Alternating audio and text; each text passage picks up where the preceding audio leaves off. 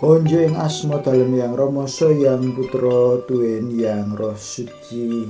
Amin. Bruder, suster, Bapak Ibu, para lare, hadang wiranen ingkang tintresnan ing Gusti, sugeng enjing lan berkah dalem. Enjing menika kita badhe nglimbang sabda dalem saking Injil Lukas bab 12 ayat 59 ngantos dumugi 53. Rawuhku ora ngasta katentreman nanging pasulayan. Para kadang kinasih sae lan awon menika minangka kalih perkawis ingkang boten saged manunggal. Kekalihipun murugaken dampak akibat konsekuensi tartamtu ingkang mila benten babar pisan. Wonten ing gesang patintenan ketingal nyoto wonten ing sikap lan tindak tanduk kita. Mila boten gampil gesang ingkang lenceng, ingkang lurus lan jujur ing madyaning donya, ingkang kebak ing maneka warni cara awon amargi namung mburu pepinginaning daging. Gusti Yesus paring pangandika bilih gegesang iman lan tumindak leres gadhahi konsekuensi ingkang boten gampil.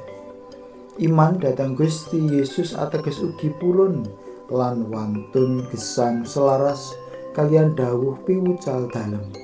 Dawuh piwucal dalem dasaripun inggih menika tresna asih. Tresna asih mawujud wonten ing tumindak sae, jujur, pradulen lan maneka warni tumindak ingkang pungkasanipun inggih tresna asih kala wau. Jejenes ing kadurakan lan nepsu kadunyan amargi dados budak ing dosa. Santo Paulus paring piwucal bilih iman menika ateges gesang minangka tiang-tiang ingkang leres lan burus lan salajengipun pikantuk woing kasucian lan gesang langgeng. Sumangga kadang sumitra dalem ing Sang Kristus kita sami nyuwun berkah dalem supados wantun atur paseksen menggah asih tresna dalem Gusti wonten ing gesang patintenan wonten ing kawontenan menapa kemawon. Mugi linuhurna Allah yang Rama yang Putra Tuwin yang Roh Suci kados ing mula buka sak menika sarta ing saklami-laminipun. Amin. Munjuk asma dalem yang Rama yang Putra Tuwin yang Roh Suci. Amin.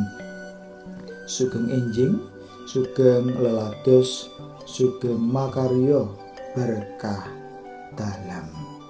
Amin.